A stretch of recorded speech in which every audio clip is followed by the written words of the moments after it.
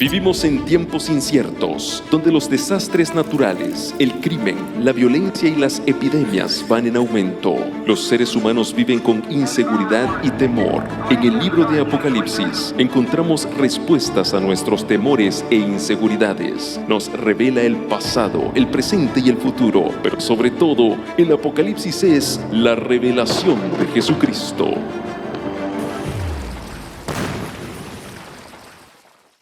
Apreciados hermanos, amigos, quiero aprovechar esta oportunidad para enviar un saludo a aquellos que nos están sintonizando por este canal de televisión, también los que nos están siguiendo en las diferentes redes sociales. Queremos decirles bienvenidos a esta serie titulada Serie Profética Descubriendo los Símbolos del Apocalipsis. El mensaje para hoy se titula Los 7 sellos del Apocalipsis, y si notan es la parte 2, porque en la presentación pasada comenzamos ya con los 7 sellos del Apocalipsis y presentamos la primera parte. Fue una introducción a ese mensaje y miramos una escena de alabanza que toma lugar en el cielo. El libro de Apocalipsis está distribuido en 2 partes. Para poder entender el libro tenemos que entender cómo está estructurado el libro. La parte histórica son capítulos 1 al 14. Tiene que ver con la historia de la iglesia cristiana. Presenta la historia comenzando en el primer siglo, cuando se establece la iglesia, avanzando en la historia hasta el tiempo en el que vivimos y cuando por fin Cristo Jesús aparece en gloria por su iglesia. Cuando tú lees los capítulos 1 al 14, lo que lees allí, la mayoría ya se ha cumplido, queda muy poco por cumplirse. Ahora pasas a la parte escatológica, la segunda parte, o sea, lo que tiene que ver con eventos del fin, capítulos 15 al 22, de eso nada se ha cumplido todavía.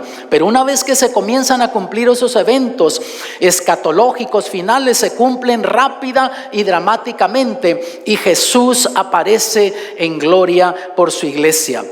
Ahora, tanto lo histórico como lo escatológico tienen 4 divisiones principales y ya hay algunas subdivisiones también allí. En esta serie ya estudiamos la introducción al libro que está en Apocalipsis 1, versículos 1 al 9. Y luego comenzamos con la primera división, las 7 iglesias. Ya hicimos, las 7 iglesias de Apocalipsis. Hicimos 3 presentaciones sobre esta división. Y ahora hemos comenzado en nuestra presentación pasada con los 7 sellos de Apocalipsis. Ahora estamos en la segunda presentación de los 7 sellos. El mensaje toma como punto de partida el capítulo 4 y se extiende hasta el capítulo 8, versículo 1.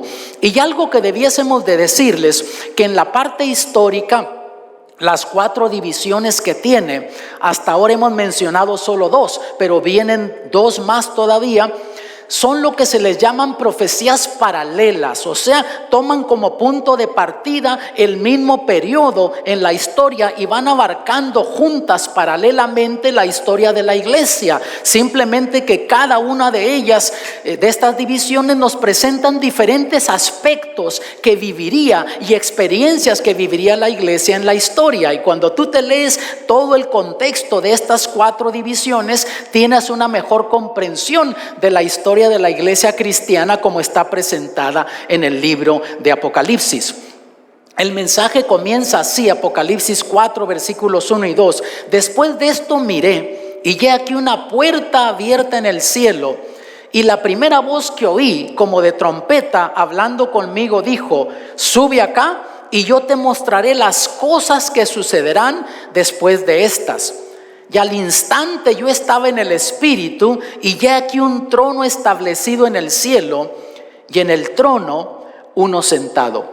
Lo que estás viendo aquí, mi amado, tú que nos estás viendo desde tu hogar, por la televisión o redes sociales, es una escena del trono de Dios y una escena de alabanza, porque al seguir leyendo en el capítulo 4, lees que hay 4 seres vivientes que se identifican allí. En nuestro estudio pasado ya hablamos de esto y descubrimos que eran seres angelicales, celestiales.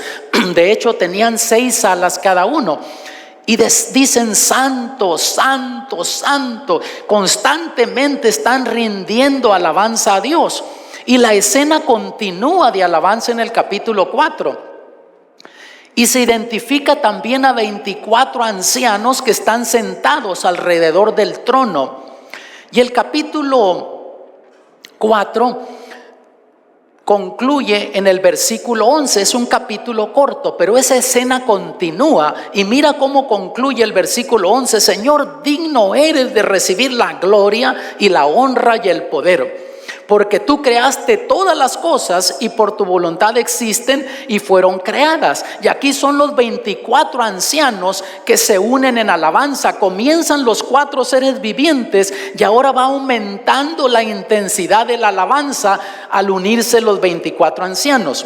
El capítulo 5 continúa con esa escena de alabanza, pero entran en el cuadro, en esta escena, otros aspectos. Por ejemplo, el versículo 1 dice el apóstol Juan: y vi en la mano derecha del que estaba sentado sobre el trono un libro escrito de dentro y de fuera, sellado con 7 sellos. Y Juan sabe que en estos sellos, en este libro, hay mensajes importantes para el pueblo de Dios en la historia.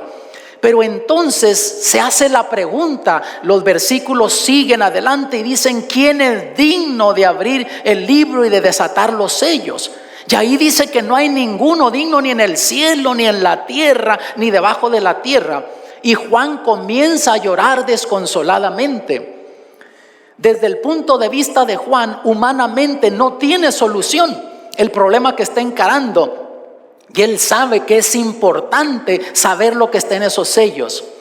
Yo no sé, mi amado, si tú has vivido una experiencia así, cuando has estado en una crisis que te ha robado la paz y la felicidad de tu vida. A lo mejor tu matrimonio está en crisis, problemas con tus hijos adolescentes, a lo mejor las finanzas tuyas están en crisis, a lo mejor estás encarando un problema de salud que desde el punto de vista médico no tiene solución. No sé lo que tú puedas estar viviendo. Yo solo sé que yo he pasado por experiencias así en mi vida, cuando he buscado la solución por aquí, he buscado la solución por allá, y pareciera que humanamente no hay forma de resolver esa situación que estoy encarando y el problema.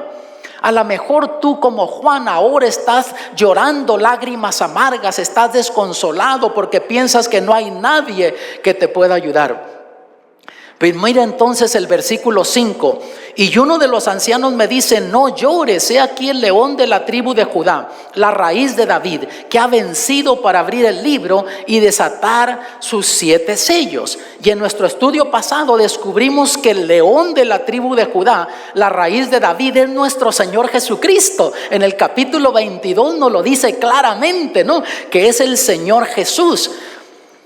Quiere decir, mi amado, que todavía Jesús sigue siendo la solución para los problemas del ser humano. Cuando piensas que ya se te agotaron todas las opciones, Jesús es la mejor opción en tu vida. Puedes ir a Él, confiar en Él, que Él se interesa por lo que estás viviendo y sufriendo, y está listo para hacer algo especial en tu vida, porque lo que Dios ha hecho por otros puede hacer también por ti, porque así como Dios ama a otros, te ama a ti también.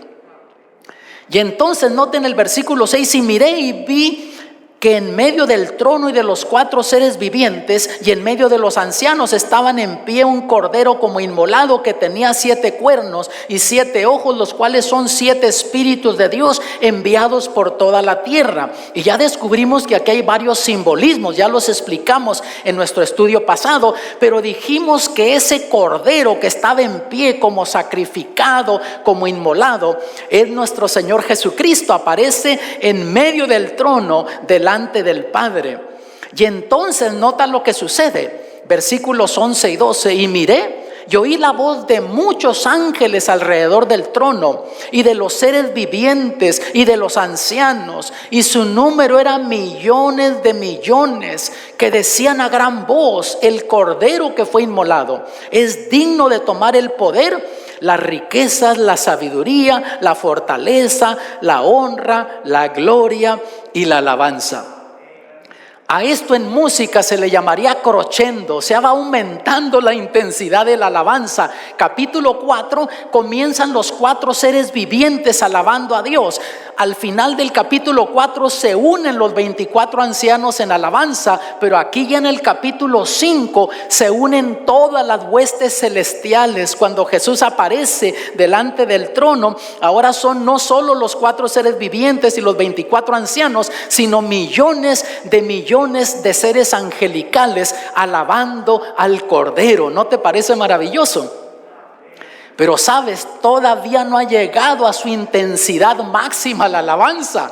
Eso viene en el versículo 13, mira lo que dice: y oí a toda criatura que está en el cielo y sobre la tierra y debajo de la tierra, y que está en el mar, y todas las cosas que en ellos hay, diciendo: al que está sentado en el trono y al Cordero sea la alabanza y la honra y la gloria y el poder por siempre jamás. Notas, aquí ya no son solamente los 4 seres vivientes, los 24 ancianos y todas las huestes celestiales, sino son ahora, dice, también se unen en la alabanza todo lo creado, lo que está en el cielo, en la tierra y debajo de la tierra.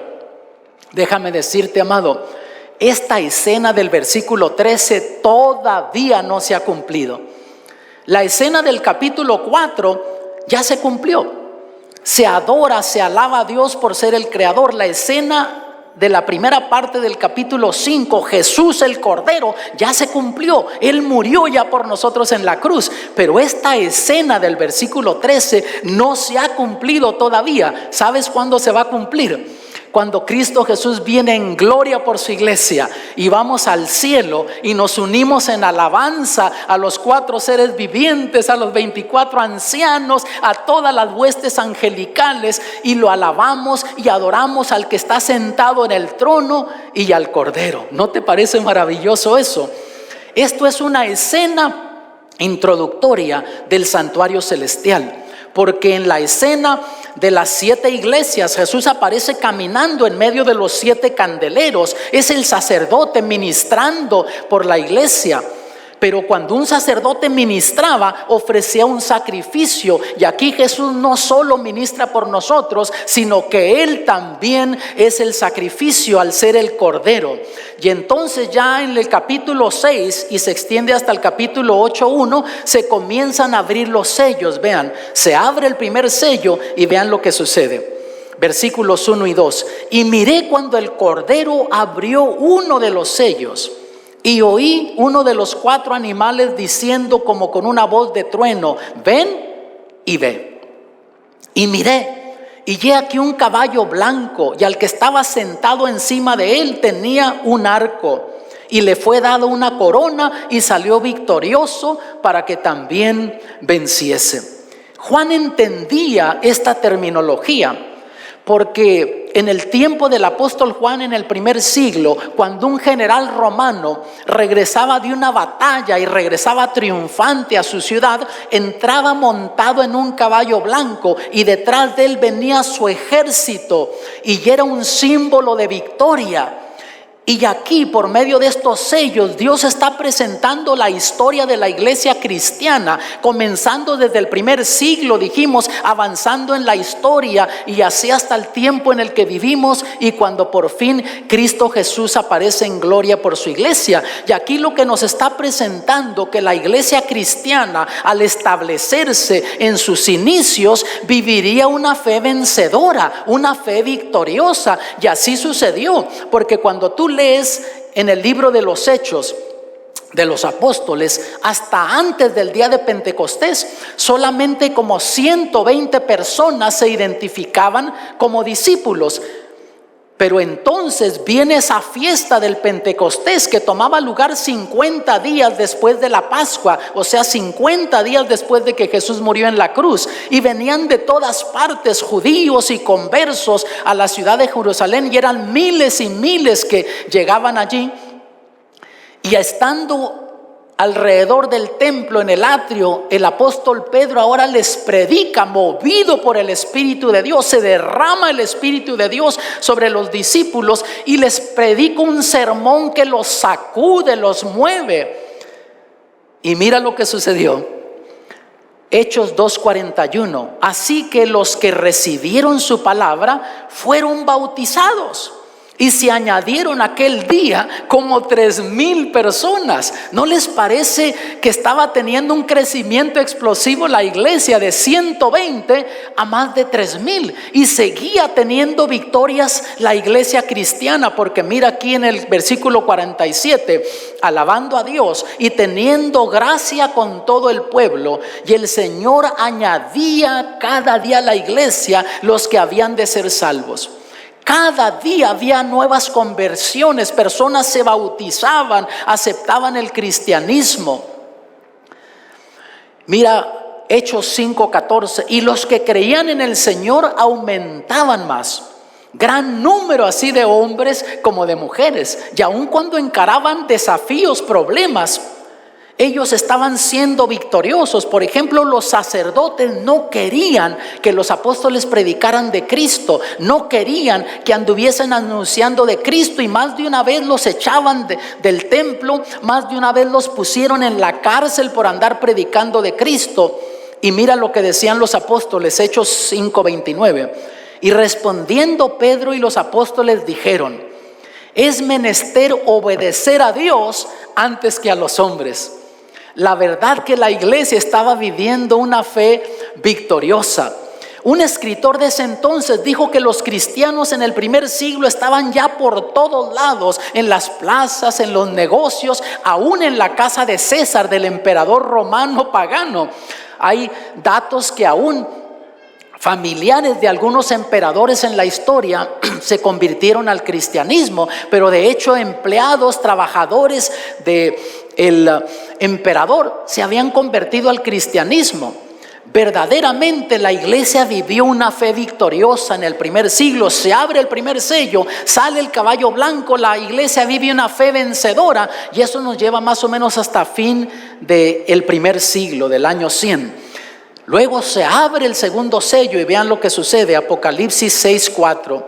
Y salió otro caballo bermejo, o sea rojo, y al que estaba sentado sobre él fue dado poder de quitar la paz de la tierra y que se maten unos a otros, y fuele dada una grande espada. Ahora aquí la iglesia viviría otro tipo de experiencia. Notan, cuando vivió una fe pujante, una fe victoriosa, ahora aquí la iglesia iba a vivir una fe teñida en sangre. Y lo que Dios profetizó, la historia lo confirmó. Ya terminando el primer siglo, aparecieron diferentes emperadores en la historia que prohibieron la religión cristiana en el territorio del Imperio Romano. Por ejemplo, hubo algunos de ellos como Domiciano, Diocleciano, Decio, Nerón y algunos más. Ellos tuvieron temor que el cristianismo creciera tanto que fuera a tomar control del Imperio Romano. De hecho, hay una historia de cuando Nerón, el emperador Nerón, César, mandó incendiar un terreno que tenía para limpiarlo de maleza, y se le salió de las manos el fuego a los que envió, y se incendió casi media ciudad de Roma. Y entonces él aprovechó esto para perseguir a los cristianos, intensificar la persecución, y culpó a los cristianos. Dijo que los cristianos habían incendiado la ciudad, y como nunca antes comenzó la persecución en contra del cristianismo. Eran llevados a las hogueras, los llevaban a los circos romanos, y como diversión los echaban a las fieras hambrientas. Fue por una cosa terrible. Y ya hay una historia de un cristiano llamado Marciano, que lo culparon de haber sido el cabecilla, el líder de esto, y fue llevado ante Nerón ahí en el circo romano. Y ya hay una poesía que relata esa historia muy interesante. Yo les voy a leer nada más unas líneas de esa poesía. Pero cuando estuvo enfrente de Nerón, este cristiano llamado Marciano dijo: César, miente quien afirma que a Roma he sido yo quien prendió fuego. Mas si mi delito es ser cristiano, haces bien en matarme, porque es cierto, creo en Jesús y practico su doctrina. Y la prueba mejor de que en él creo es que en vez de odiarte te perdono, y al morir por mi fe muero tranquilo. Y la historia sigue relatando en esta poesía que soltaron esa fiera hambrienta, y ese león, cuando se le aproximó a Marciano, Marciano se le quedó viendo a los ojos a esa fiera, y tranquilo él.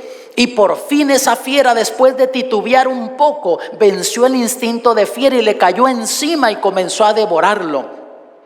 Pero Marciano, en vez de estar gritando de dolor, quejándose, él decía: César, te perdono, César, te perdono. Y hasta el último aliento de vida estuvo diciendo esto. Sabes, la iglesia vivió una fe teñida en sangre, y fue un largo periodo de tiempo.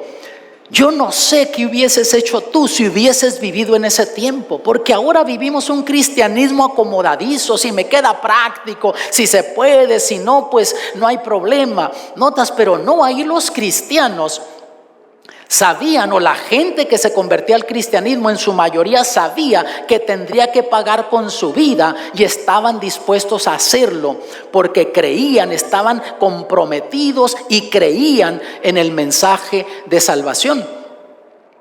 Y sabes, un escritor de ese tiempo dijo que la sangre de los cristianos era como semilla, donde se derramaba la sangre de un cristiano, otros se levantaban en favor del cristianismo al ver la fe de esos mártires, de esos cristianos. Se abrió el segundo sello, salió el caballo rojo, y la iglesia comenzó a vivir una fe teñida en sangre. Y eso nos llevó más o menos hasta el año 313 de nuestra era.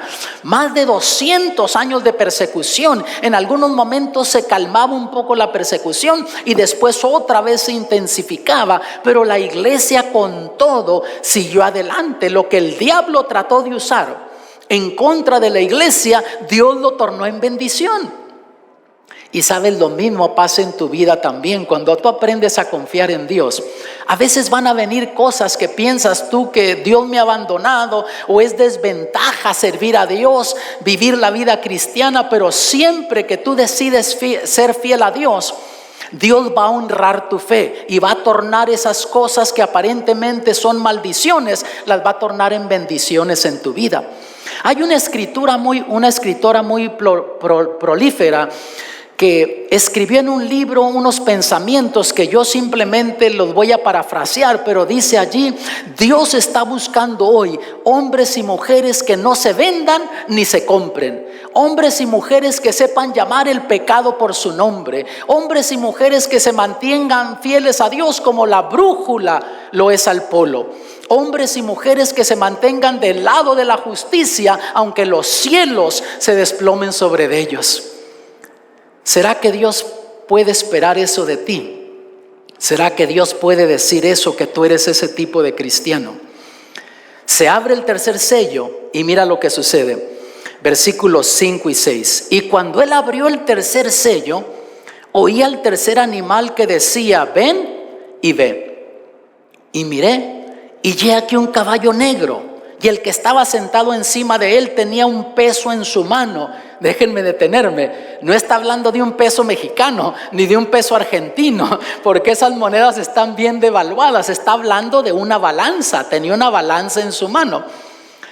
Y yo oí una voz en medio de los 4 animales que decía: 2 libras de trigo por 1 denario y 6 libras de cebada por 1 denario, y no hagas daño al vino ni al aceite. Y al hablar de vino, aquí está hablando del jugo de la uva. Notas que ahora es negro el caballo. Cambiaría la experiencia en la iglesia cristiana después del año 313. Ya hay ciertos símbolos proféticos que rapidito los vamos a mencionar aquí. El trigo, la cebada, el vino, o sea, el jugo de la uva y el aceite eran los ingredientes básicos para los alimentos en el primer siglo. Tú ves que la mayoría de los alimentos que cocinaban, preparaban, tenían estos 3 ingredientes: trigo, cebada, aceite de oliva y uva, ¿no? O el jugo de la uva. Por ejemplo, para el mexicano, ¿cuáles son los ingredientes básicos para las comidas? Tienes el maíz, el frijol y el chile. Quítale esos 3 ingredientes a un mexicano y ¿qué le dejas? Casi todos los platillos que cocina tiene como base esos 3 ingredientes. ¿Sabes? Como está presentando aquí en simbolismo profético, lo que nos está diciendo que al alimento espiritual se le pondría precio al llegar en este periodo de la historia cristiana. Y lo que Dios profetizó, la historia lo confirmó. Vemos que después del año 313, la iglesia cristiana, generalizando, comenzó a vivir una fe comprometida. Comenzaron a comprometer valores, principios, cuando en el segundo sello aún dieron sus vidas los cristianos por vivir la fe. Aquí la iglesia comenzó a comprometer valores y principios. Llega el año 313 y entra como emperador Constantino, que quedó en la historia como uno de los emperadores más sagaces en el Imperio Romano. ¿Qué hizo Constantino? En vez de perseguir a los cristianos como habían hecho los emperadores anteriores a él abrió las puertas al cristianismo en su imperio. Siendo él pagano, reclamó haberse convertido al cristianismo y aún dijo que se había bautizado.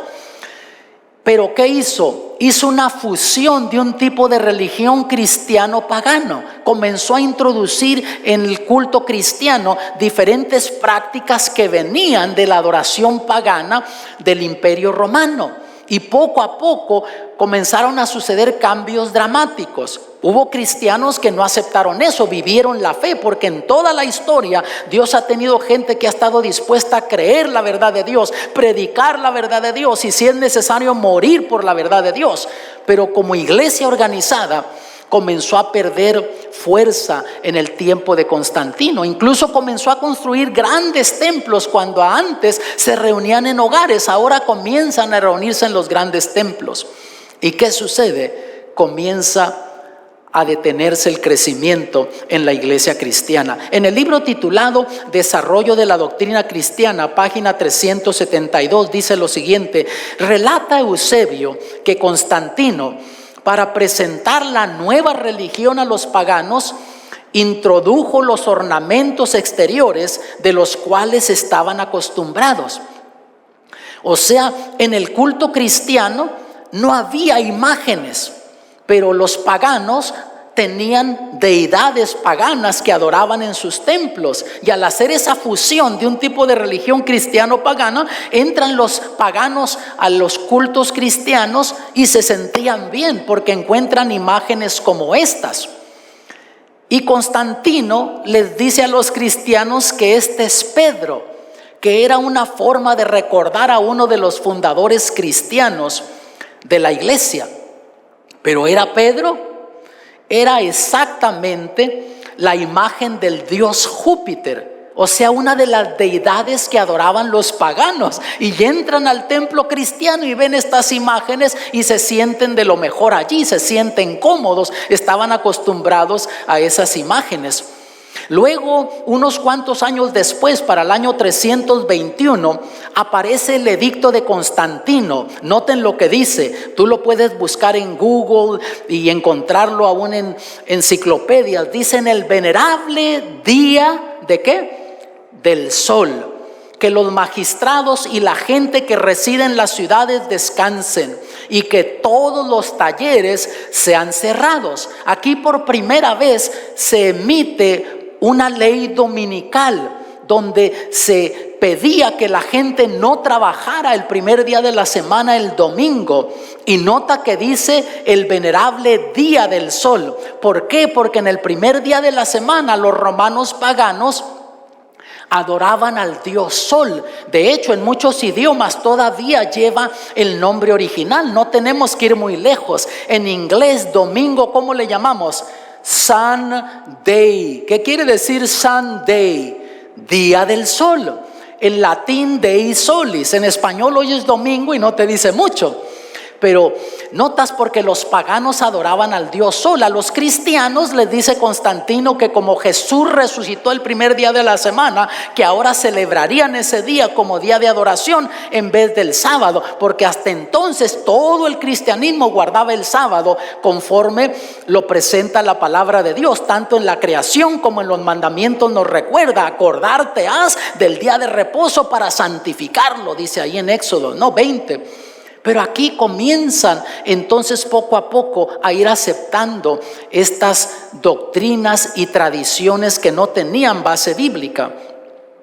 En el libro de Daniel capítulo 8 tú descubres que se presenta, como en el capítulo 7 y el 2, el surgimiento y la caída de los imperios. Y aquí en el versículo 12 ya está hablando del imperio romano. Primero fue Babilonia, Medo-Persia, Grecia, y aquí nos lleva ya al periodo del imperio romano. Y cuando surge este emperador, y mira lo que dice: y echó por tierra la verdad e hizo cuanto quiso, y sucedióle como prósperamente. Lo que el diablo no pudo lograr por medio de la persecución, por medio del derramamiento de sangre, lo logró por medio del engaño, vistiendo con ropas religiosas el error y la tradición y el paganismo. Se abre el tercer sello, sale el caballo negro, y entonces la iglesia comienza a vivir una fe comprometida. Y eso nos lleva más o menos hasta el año 538 de nuestra era. Se abre el cuarto sello y vean lo que dice versículos 7 y 8. Y cuando él abrió el cuarto sello, oí la voz del cuarto animal que decía: ven y ve. Y miré, y he aquí un caballo amarillo, o sea, pálido, y el que estaba sentado sobre él tenía por nombre Muerte.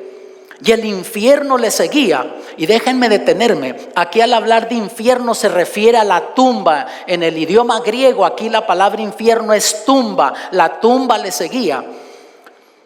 Y le fue dado potestad sobre la cuarta parte de la tierra para matar con espada, con hambre, con mortandad y con las bestias de la tierra. Aquí habla ahora de otro periodo de persecución. ¿Notan ustedes?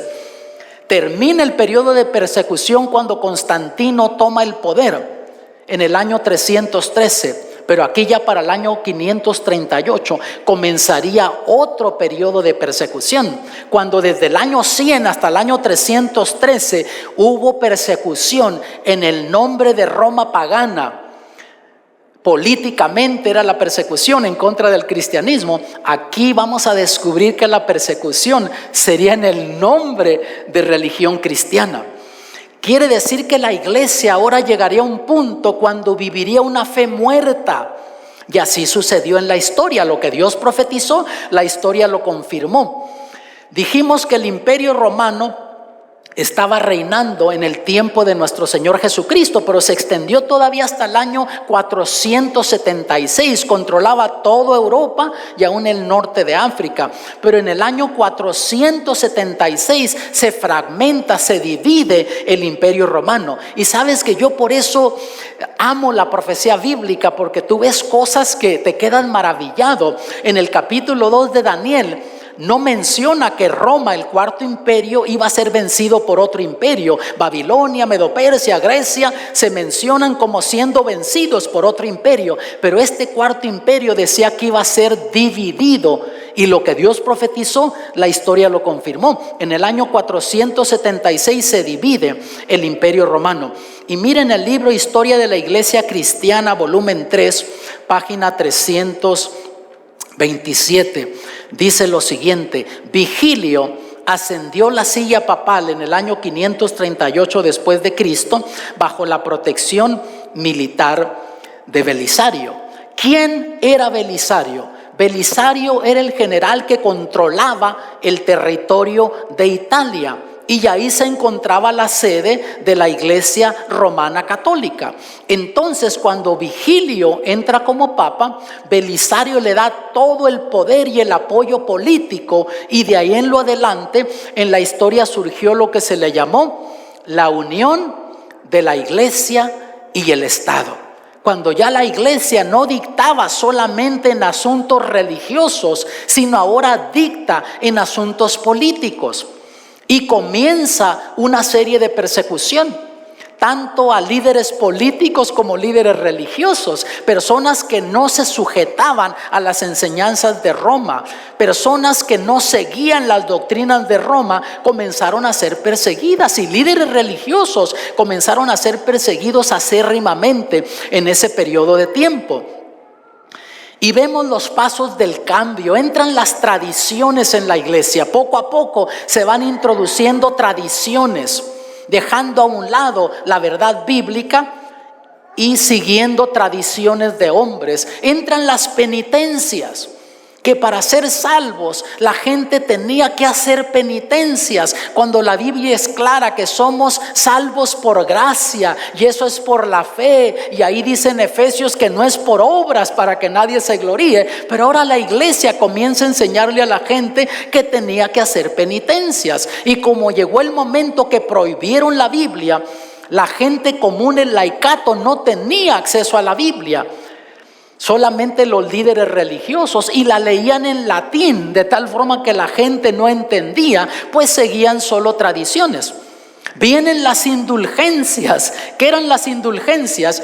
Pues la gente había cometido un crimen, un error, un pecado, pues pagaba a la iglesia una cantidad de dinero y le daban un certificado que decían que ya había sido perdonado. Y esto comenzó a traer resultados, comenzó a producir tremenda ganancia, al punto que comenzaron a enviar vendedores de indulgencias que iban por diferentes ciudades, pueblos, y comenzaron a vender indulgencias por adelantado. Imagínense ustedes. Hay un caso que suena medio cómico, yo lo leí en un libro de historia, que un hombre de indulgencias fue a un pueblo y comenzaron a anunciar que había llegado el vendedor de indulgencias. Y un hombre va y le dice: yo quiero una indulgencia para robar. No hay problema, te cuesta tanto. Y le dio el certificado y el hombre le dio el dinero. Una vez que este hombre tenía el certificado en la mano, sacó un arma, una pistola, y amenazó de muerte al vendedor de indulgencias y le robó todo el dinero. Pero para él Dios ya lo había perdonado porque tenía esa indulgencia en la mano. ¿Notan hasta dónde se pervirtió esto?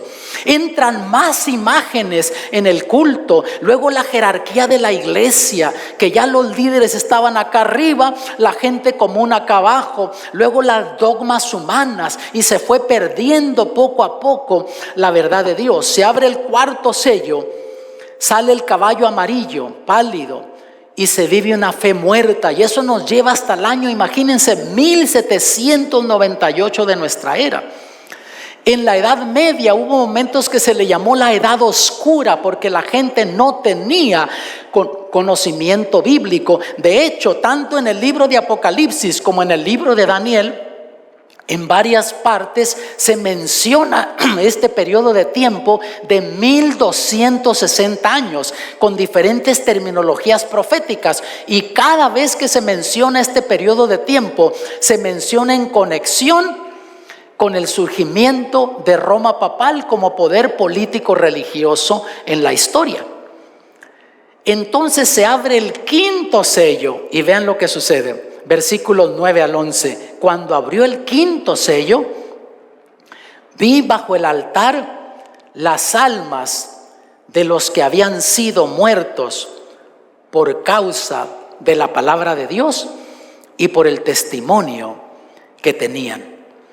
Y clamaban a gran voz diciendo: ¿hasta cuándo, Señor, santo y verdadero, no juzgas y venga nuestra sangre en los que moran en la tierra? Y se les dieron vestiduras blancas y se les dijo que descansasen todavía un poco de tiempo, hasta que se completara el número de los consiervos y sus hermanos, que también habían de ser muertos como ellos. Se abre el quinto sello y aparece este simbolismo de almas, mártires que están clamando por justicia debajo del altar. La pregunta en esta ocasión es: ¿son almas literales que están clamando ahí? Porque hay gente que cree eso, ¿o es un simbolismo nada más? No te vayas a perder la siguiente presentación. En esta serie, la parte 2, hemos desarrollado solamente el mensaje de los primeros 4 sellos. En nuestra siguiente presentación vamos a estar concentrándonos en el mensaje del quinto sello. ¿Qué son esas almas que están clamando debajo del altar? ¿Qué simboliza eso? No te lo pierdas, sintoniza en este mismo canal o por medio de esta red social la próxima presentación. Luego se abre el sexto sello y vean lo que sucede, versículos 14 al 17. Y el cielo se apartó como un libro que es envuelto, y todo monte y las islas fueron movidas de sus lugares, y los reyes de la tierra, y los príncipes, y los ricos, y los capitanes, y los fuertes, y todo siervo y todo libre, se escondieron en las cuevas y entre las peñas de los montes, y decían a los montes y a las peñas: caed sobre nosotros y escondednos de la cara de aquel que está sentado sobre el trono y de la ira del Cordero, porque el gran día de su ira es venido, y ¿quién podrá estar firme? Óiganme, es tremendo lo que sucede cuando se abre el sexto sello, y suceden varias cosas aquí.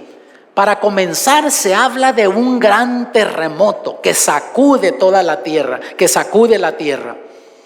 Si tú piensas que has vivido un terremoto fuerte, espérate hasta que suceda esto en el sexto sello. De paso, mi esposa y yo, cuando recién nos casamos, vivíamos en California.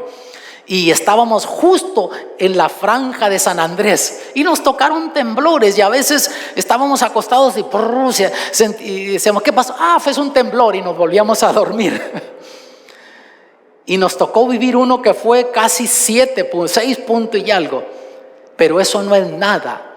La escala de Richter no va a poder medir este temblor del cual está hablando aquí, que se menciona que va a suceder cuando Cristo venga en gloria en el sexto sello. Luego el sol se oscurece también.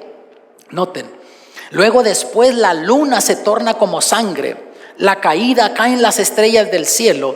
Y entonces los pecadores temen la venida de Cristo. Y de paso, déjenme aclarar esto. Va a haber un terremoto que sucede aquí, que lo menciona. Y es un preludio de lo que va a suceder cuando Cristo viene. Porque el verdadero temblor que sucede, cuando tú lees en el mensaje de las 7 plagas, te das cuenta que ese temblor es como ninguno otro ha habido. La tierra se convulsiona. 5 cosas suceden cuando se abre el sexto sello. No se lo vayan a perder. En nuestra presentación, después de la próxima, vamos a estar viendo el sexto y el séptimo sello. Pero de hecho, les adelanto ya, al abrirse y concluirse el sexto sello, Cristo Jesús aparece en gloria por su iglesia.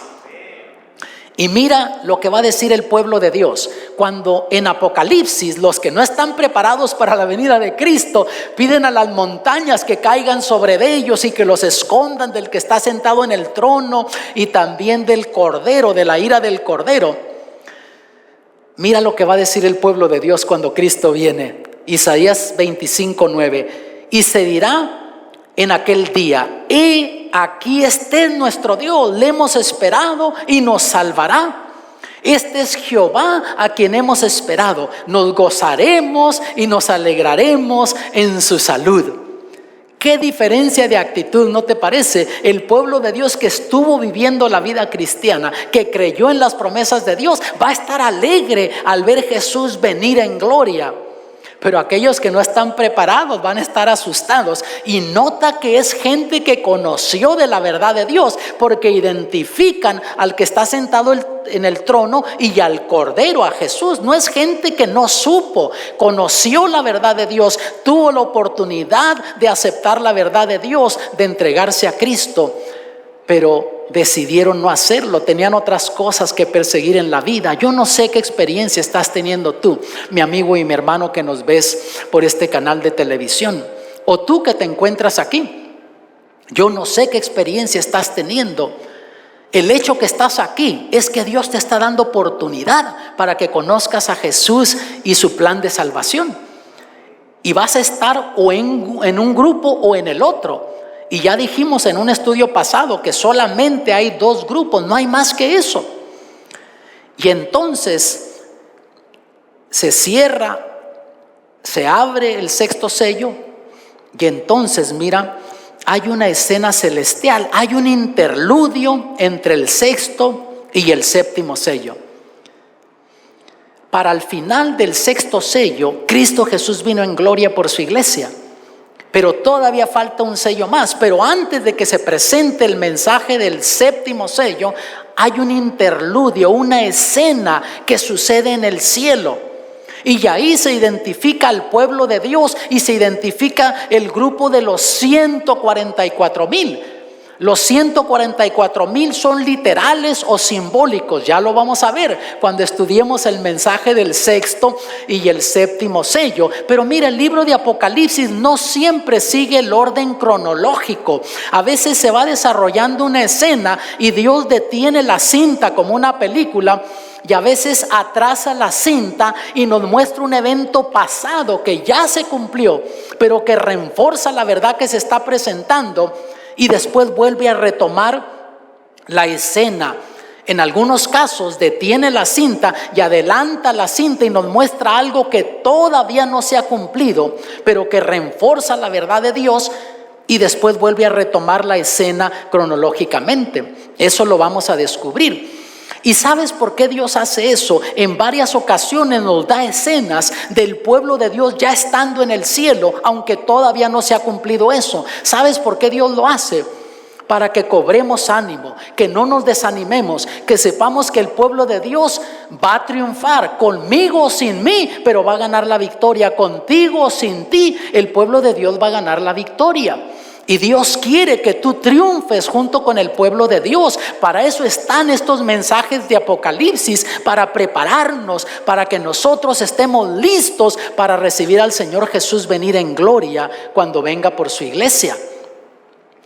Y entonces se abre el séptimo sello y vean lo que sucede. Apocalipsis 8:1. Cuando abrió el séptimo sello, se hizo silencio en el cielo como por media hora. Imagínense, hay silencio en el cielo cuando en la escena del capítulo 4 y 5 hay alabanzas constantes, los 4 seres vivientes, los 24 ancianos, las huestes angelicales, y después cuando Cristo viene por su iglesia, su pueblo lo alaba en el cielo. Hay alabanza constante en el cielo. Pero aquí Juan dice que al abrirse el séptimo sello, hay silencio en el cielo como por media hora. ¿Qué representa ese periodo de media hora en profecía bíblica? No te lo pierdas. Si te digo ahora, ya no vas a ver la siguiente programación. Así es que te invito a que tú veas la siguiente programación y la que sigue. Se va a poner pero interesante esto, amados. Pero sí te digo que el mensaje de los 7 sellos, el mensaje más importante, nos dice que Dios todavía sigue dirigiendo los eventos de la historia de este mundo. Dios todavía sigue dirigiendo su iglesia. Dios todavía sigue bendiciendo a su iglesia, y por fin Cristo Jesús vendrá en gloria por su iglesia. Hemos dicho que el mensaje más importante del Apocalipsis es Jesús viniendo en gloria por su iglesia. El personaje más importante del Apocalipsis, Cristo Jesús.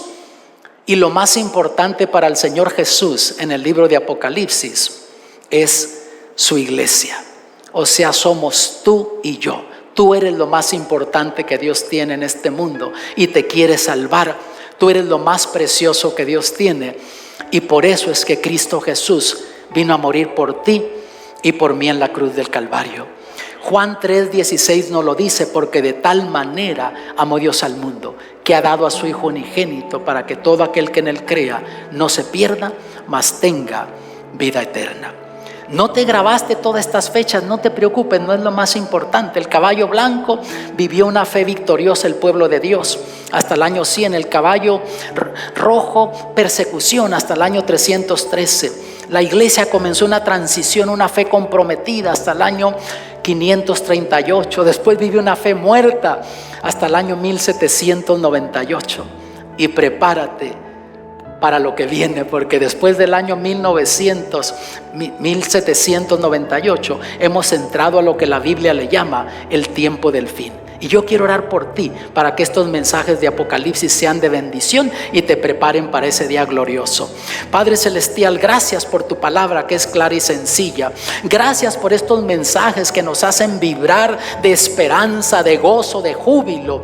Y cuando Cristo venga en gloria por su iglesia, por tu gracia, danos una parte en tu reino, haznos salvos, porque reclamamos la sangre de Cristo. Él murió por nosotros y lo creemos. En el nombre de Jesús, amén. Las 99 vengo en el aprisco y por la